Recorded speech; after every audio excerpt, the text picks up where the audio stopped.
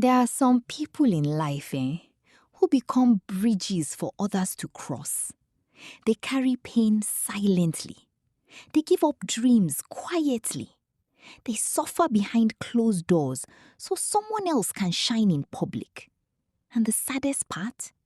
Sometimes the people they sacrifice for never look back. This is the story of Chioma, a woman who gave away her youth, her happiness, and her future to make her younger sister successful. But destiny had one final surprise waiting for both of them. And before this story ends, you will learn that sacrifice without self-worth can become silent destruction. In the dusty village of Umudike, where survival was more important than dreams, lived the Okafor family. Their house stood at the far end of the village road. Old zinc roof, cracked walls, a wooden door that refused to close properly. At night, cold wind entered through the holes in the wall like unwanted visitors. But despite the poverty, the house was full of life. Their father, Mr. Okafor, repaired old bicycles beside the roadside. Their mother fried akara every morning before sunrise. And among the children, Chioma carried the family on her shoulders. She was only 16, but she already behaved like a mother. Every morning, before the rooster crowed, Chioma woke up first. She swept the compound, fetched water from the stream, prepared breakfast, ironed school uniforms with hot charcoal iron, then rushed to school herself. Yet somehow, she still smiled, especially whenever she looked at her younger sister Amanda. Amanda was intelligent, beautiful, confident. Teachers loved her. Villagers praised her constantly.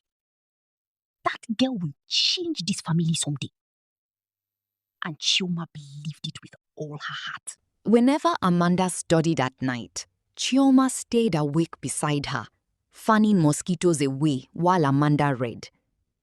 "You will become somebody important one day," Chioma always said proudly. Amanda would laugh. "And when I become rich, I'll buy you the biggest fashion shop in Lagos." Chioma smiled every single time. Because unknown to everyone, fashion was her secret dream.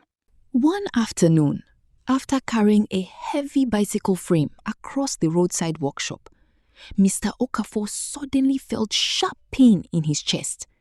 His vision blurred. Sweat covered his body. Then he collapsed in front of customers. People rushed to help him while Chioma and her mother ran to the scene in panic. At the hospital, the doctors explained that he had developed a serious health condition from stress, malnutrition, and years of untreated high blood pressure. The hospital smelled like bleach and fear. Their mother cried helplessly. Amanda sat silently in shock. And Chioma?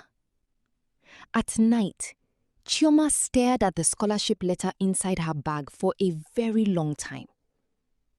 Then slowly, she folded it, tore it into pieces, and threw it away. Nobody saw her crying that night. The next morning, she stopped going to school. Instead, she went to the market. Life became brutal. Chioma carried heavy baskets for traders, washed clothes for wealthy families, cleaned gutters, sold vegetables under the hot sun. Sometimes she returned home with swollen feet and bleeding fingers. But no matter how tired she was, Amanda's school fees were always complete, her books always ready, her uniforms always neat. One evening, Amanda discovered Chioma secretly counting crumpled notes under candlelight. "Where did you get all this money?" Amanda asked worriedly. Chioma smiled weakly. I worked extra today. Amanda's eyes filled with tears. You're suffering because of me. Chioma touched her cheek lovingly. You're not a burden. Then softly she added, "You're my investment." Amanda hugged her tightly. "I'll never forget you, sister." But life has taught us something painful. People often mean promises when they make them, until success changes them. Years passed. Amanda graduated as one of the best students in secondary school. She gained admission into a prestigious university in Lagos. The whole village celebrated like they had won the lottery. Chioma sold her only sewing machine to pay Amanda's acceptance fees. Even their mother cried. "What about your own future?" she asked. Chioma forced a smile. "My future is Amanda." Lagos changed Amanda immediately. At first, she called every night. She cried about stress, complained about rich students mocking her village accent. Chioma encouraged her constantly. "You belong there. Don't be afraid. Keep going."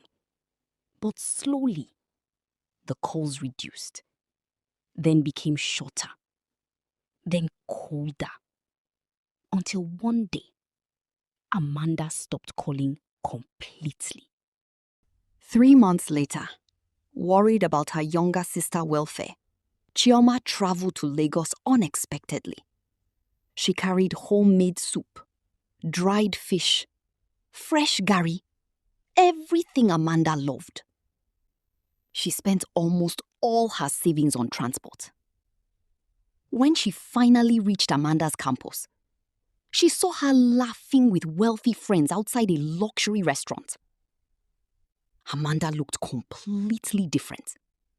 Expensive clothes, luxury wig, designer handbag, perfect English accent. Chioma smiled excitedly. "Amanda!" Amanda turned and froze.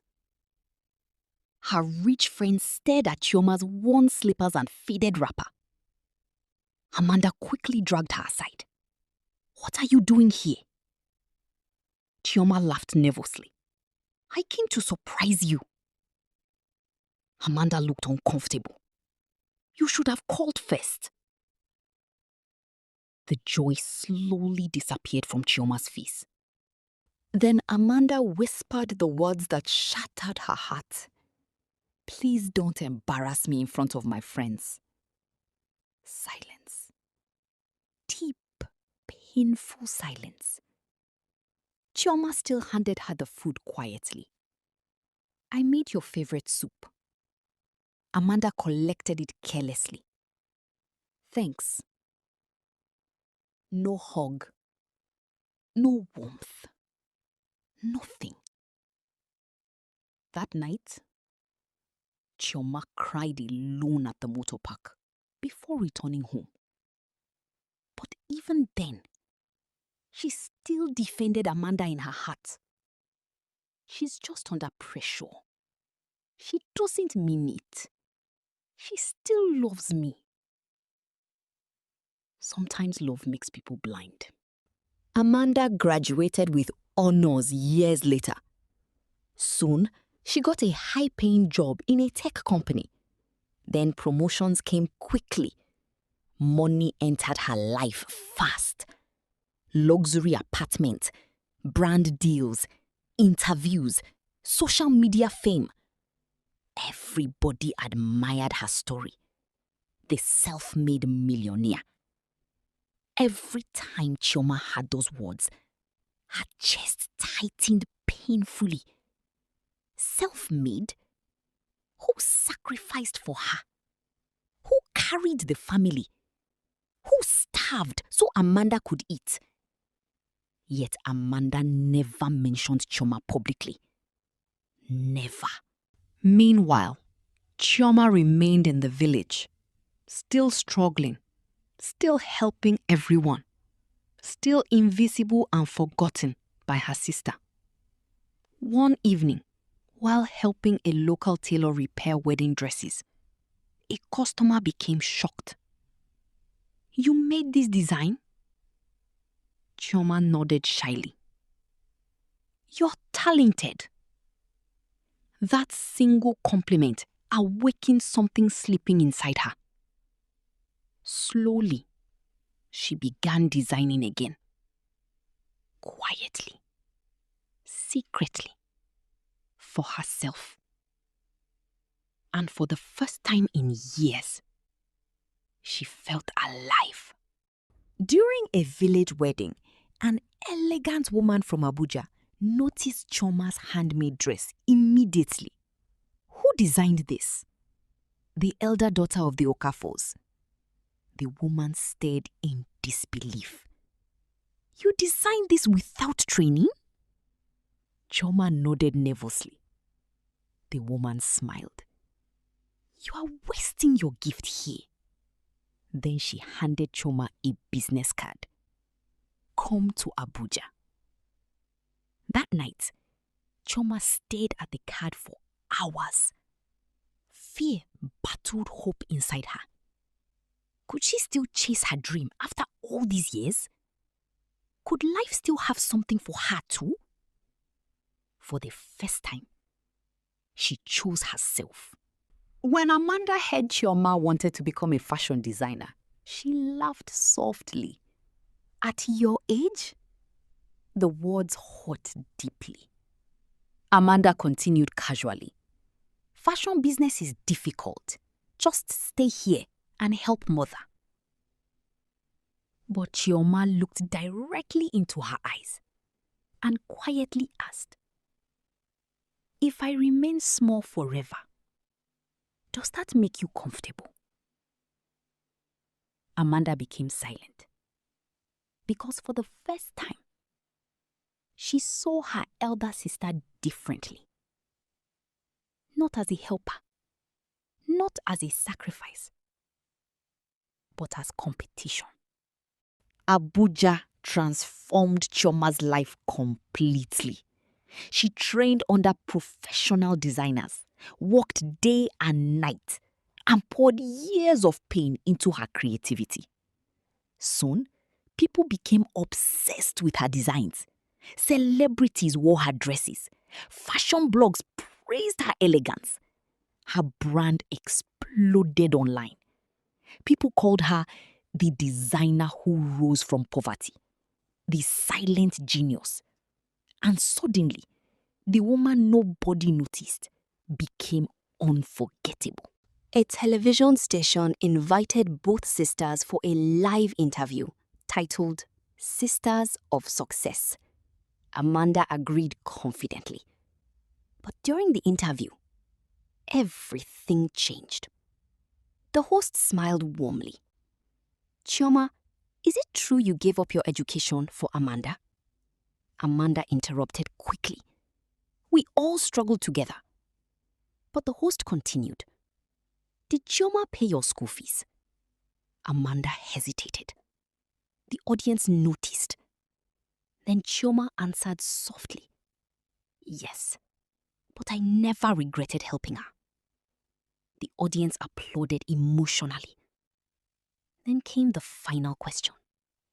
"Amanda, do you think you appreciated your sister enough?" Silence. Amanda opened her mouth, but nothing came out. Because deep inside, she knew the answer. After the interview, the internet exploded. People criticized Amanda heavily. Old villagers shared stories online. How Chioma suffered, how Amanda abandoned her. Sponsors pulled away. Public opinion changed. And for the first time in years, Amanda felt empty. Meanwhile, Chioma never insulted her publicly, never exposed her, never fought her. That grace made people respect her even more. One night, Amanda visited Chioma secretly. No cameras, no makeup, no luxury, just guilt. She looked around Chioma's successful fashion studio quietly, then whispered, "I became successful, but somehow I lost myself." Chioma remained silent. Amanda's eyes filled with tears. "I'm sorry." Then Chioma asked softly, "Are you sorry because people discovered the truth? Or because you truly hurt me?" Amanda broke down crying because she didn't know. Months later, Chioma hosted the biggest fashion showcase in Lagos. Celebrities filled the hall. Media houses crowded everywhere. And as Chioma stepped onto the stage, the audience rose to their feet. Standing ovation. Tears filled her eyes. Then she spoke. "For years, I believed loving people meant abandoning myself." The hall became silent. But I learned something important. She smiled gently. Helping others should never mean destroying your own destiny. Thunderous applause erupted.